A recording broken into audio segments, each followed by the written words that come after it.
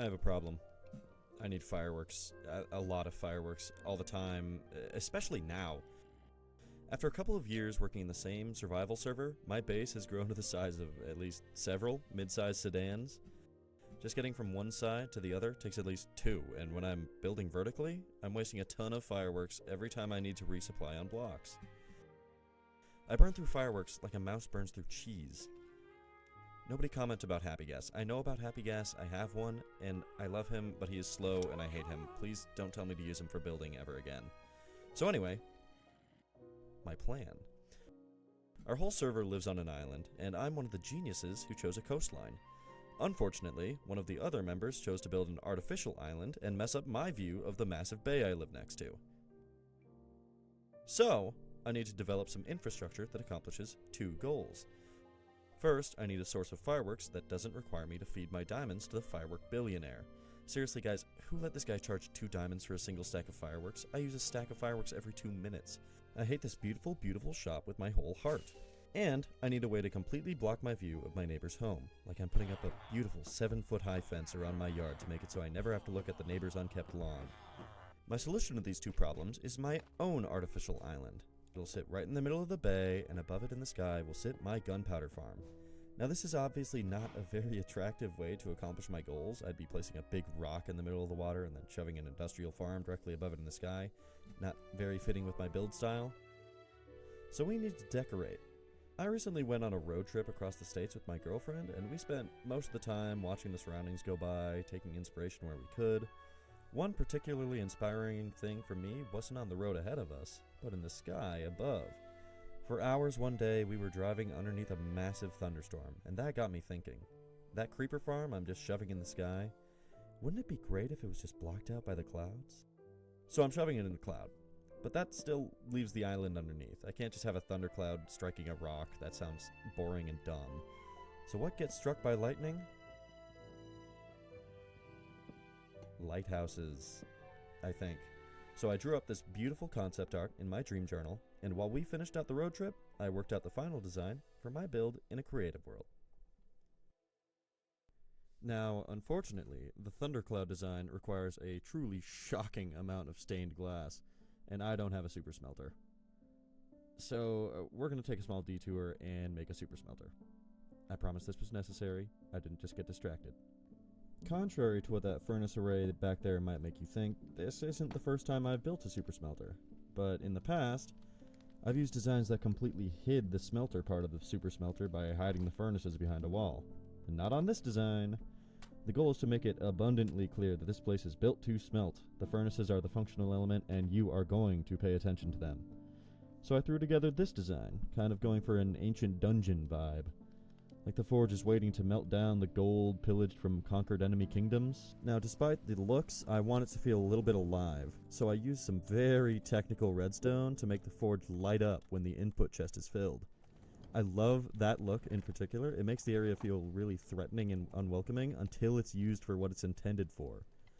When it fully lights up and gives you something lovely to look at while you wait for your items to be smelted.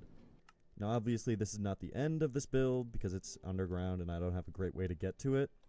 Also unfortunately I forgot to record much of this part. But I spent a few days working at a huge cave entrance trying to maintain that vibe of an unwelcoming and dark environment. Something that says you aren't supposed to be here when you first walk in. I did this in a couple ways. First, the lighting. This cave is dark as I could make it without spawning mobs.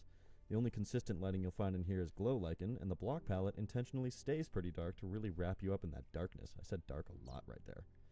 Second, the only structure that looks very human is clearly run down and busted up. It was made by a person just like you a long, long time ago. But now it belongs to the cave, and people just like you don't tend to go near it anymore. Third, I put in a dragon's den, because dragons are cool, and they are awesome. And they famously don't have a great relationship with people wearing armor carrying swords. Let's keep moving. On the other side, leading into the courtyard, I didn't really have the option of a cave entrance. This area is supposed to be pretty well populated, and a cave doesn't really belong right in the middle of it. So instead, I installed a long spiral staircase that's clearly been overgrown and forgotten about. Overall, this build feels absolutely magical to walk through, and is by far one of my favorite builds on the world so far. And it's definitely my favorite interior. Ignore the fact that I have no interiors anywhere else yet. Alright, first video done. What happened to the island? Hold on. What's that, boy? You forgot the island and defeat This me. video is supposed to be about an island. Oh yeah. You got stuck in a cave for a little while there. Well, luckily, while I was down there, my glass melted up, and I only used a little bit of it. And I spent a little while hunting down the rest of the resources I needed. Here's how that went. Yeah, I won't lie to you guys, it was just a lot of squid murder. So we can finally start building. Now, as I'm sure you guys noticed, I put a little thought into the location for this build already, and put in some underwater foundations made entirely out of stone. I did this for two reasons. One, I prefer my builds are complete from all angles, thank you very much, so I needed a foundation. Second, I used all stone because despite my build being complete from all angles, some angles are dumb, and anyone who looks at them is no longer invited to my birthday party. But regardless, every great build always starts with one block, and for this build, that block goes right here. I'll catch up with you once we've made some progress.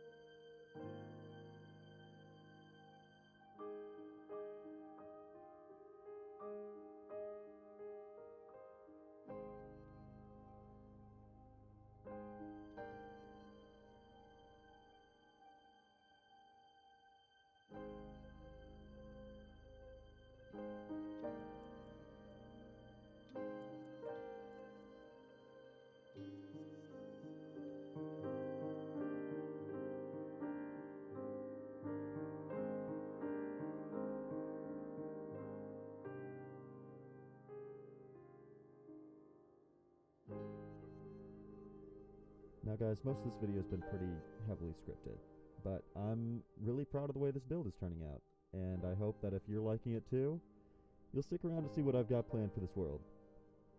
I'm really enjoying the video making process here, so I think I'll make more of these in the future, and I hope you like it. Thanks for watching.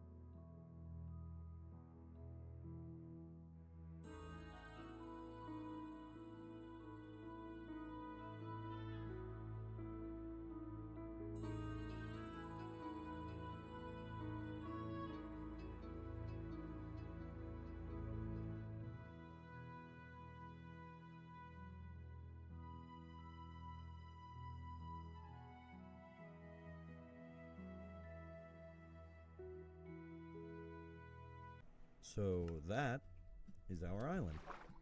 After more than a few days of work on it, I'm fairly proud of this little artificial biome. Now, I used a lot of block vomit here, or as the clinically insane might call it, texturing or shading. But that's not really what I want to talk about. What I want to talk about is my design process. The basic concept we started with was that this is an island with a lighthouse and there's a cloud above it. That's not a lot to go off, right? Well, no. That idea can influence the way we build out the island by asking a couple of conceptual questions. First, why would there be a lighthouse? Lighthouses light the way for ships, for a lot of different reasons, but especially to mark a hazardous area. So that tells us to make the area a little hazardous. Let's add some rocks in the harbor off the coastline, something that boats need to avoid as they come into harbor. Second, who keeps the lighthouse running? Lighthouses need people, and people need infrastructure, so we'll add a path up through the rocks, some little torches to light the way, and a dock where our lighthouse keeper can park their boat. Obviously this means I should decorate the interior of the lighthouse, but I don't want to, and you won't see it from far away, so who cares? Third and finally, what greenery grows on a small island like this? It probably wouldn't support a forest of trees, it's too rocky. This is my island, and I like building trees though, so we can stretch the truth a little bit by tossing a few in, and also by making them a bit, larger than life, for the purposes of it looks nice. This method will guaranteed work for your builds, by the way, to give them some more life. If you're building a house, think about who lives in it, what they do, what they would need to make that job easier, things like that. Think about your builds less as locations and more as settings for stories. Now, some of you may be asking, how do you build a cloud? The answer is pretty simple. When you place gray, light gray, or white stained glass in front of a block, it has two important effects. First, it softens the color while not totally obscuring it, making blocks contrast less with the sky around them. And second, it softens the edges. When I place a bunch of cobblestone in the sky and look up at it from far away, the edges are sharp and unnatural looking, so it reads as being too dense to float up in the sky. Putting stained glass around these blocks fuzzes those edges a bit, making the overall structure look a little less dense and a little more believable floating in midair. This will be much more noticeable on the larger scale cloud. And speaking of which, how about we get to building that?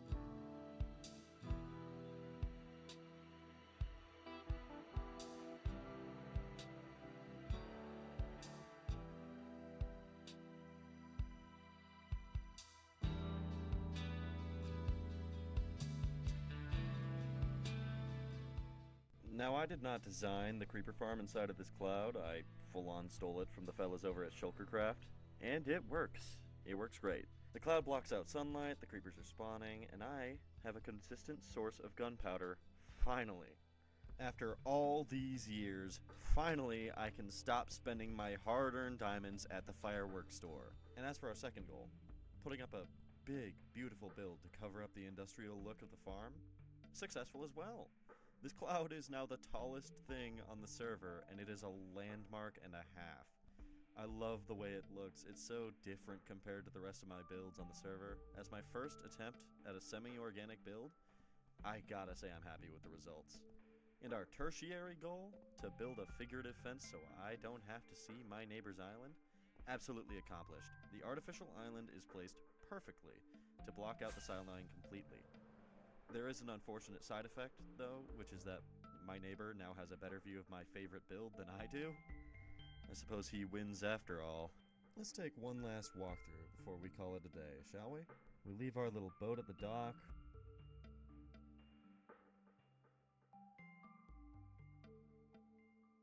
Follow the candlelit path all the way up to the lighthouse.